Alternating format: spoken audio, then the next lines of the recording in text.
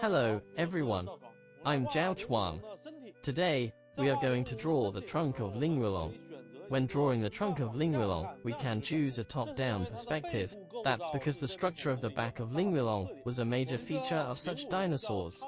Lingwulong was a dicrosaurid, and the neural spines on the back of such dinosaurs were forked. But how to clearly show that? Observing from this perspective is the best. The neural spines were forked into two branches from the neck, and slowly merged into one row when they reached the top of the sacral vertebrae.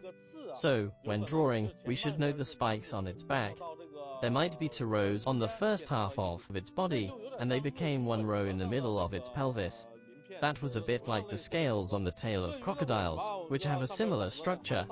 We know that there are two big rows of scales on the tail of crocodiles. There are originally two rows of scales, but toward the middle or close to the end, they gradually merge into one row. Many dinosaurs, such as Stegosaurus, had such a feature, which was an interesting phenomenon. Now let's draw the trunk of Lingwulong. Let's first draw its neck, shoulder blades, and shoulders. The widest part of this dinosaur's trunk was its belly, at this position on both sides of its ribs. Then, let's draw the shape of its pelvis. The pelvis of sauropods looked a bit like a butterfly. The concaves of its pelvis, which were also concaves of its ilium, were corresponding to the muscles of its thighs, so its thighs were very plump. Then, we come to its tail.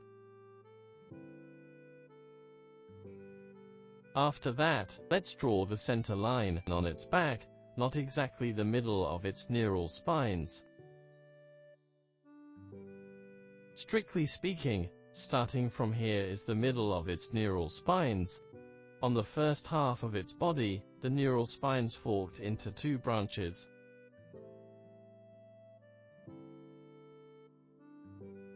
That is, in the front, the neural spines were divided into two groups, and they merged into one row in the front of its pelvis.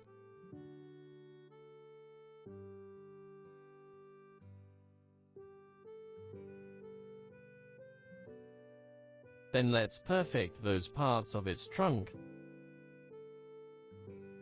Let's draw the two sides of its neural spines, where there were two groups of thick and strong muscles.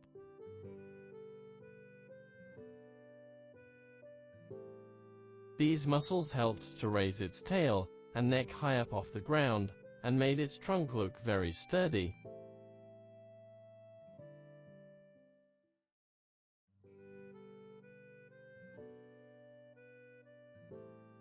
Now, we can add some details. For example, some traces of the ribs on the sides could be seen. Lastly, let's draw the spikes above its neural spines. Just now, we simply showed its neural spines were divided into two groups from this position and merged into one here. These spikes could reflect that.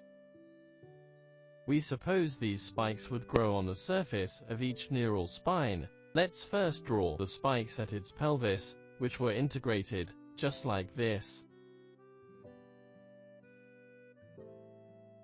There was only one row of spikes at its pelvis. From the pelvis, this row of spikes extended toward the rear. Starting from its waist, the spikes were forked into two groups forward.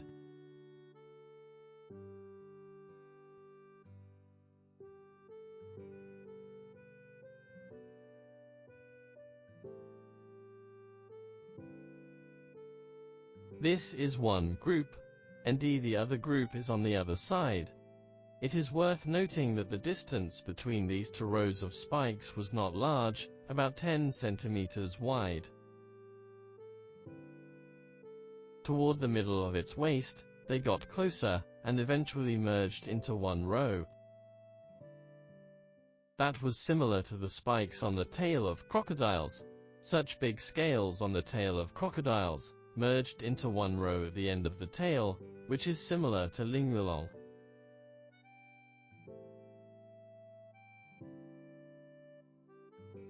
Then we can draw some folds between the spikes.